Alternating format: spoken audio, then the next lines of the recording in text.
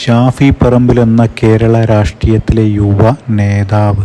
ഷാഫിയെ ഇഷ്ടമില്ലാത്ത ആളുകൾ ഉണ്ടാവാൻ സാധ്യതയില്ല. കാരണം അത്രത്തോളം ജനകീയനായ ഒരു നേതാവാണ് ഷാഫി പറമ്പിൽ. ഉമ്മൻചാണ്ടി സാറിൻ്റെ അരുമ ശിഷ്യനാണ്. നമുക്കൊക്കെ അറിയാം, അദ്ദേഹം പാലക്കാടിൻ്റെ MLA ആയിരുന്നു.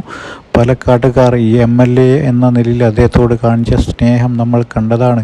വടകരയിലോട്ട് MP സ്ഥാനത്തേക്ക് മത്സരിക്കാൻ പോകുമ്പോൾ അമ്മമാർ കരഞ്ഞ കണ്ണുകളോടെയാണ് അദ്ദേഹത്തെ യാത്രയയച്ചത്.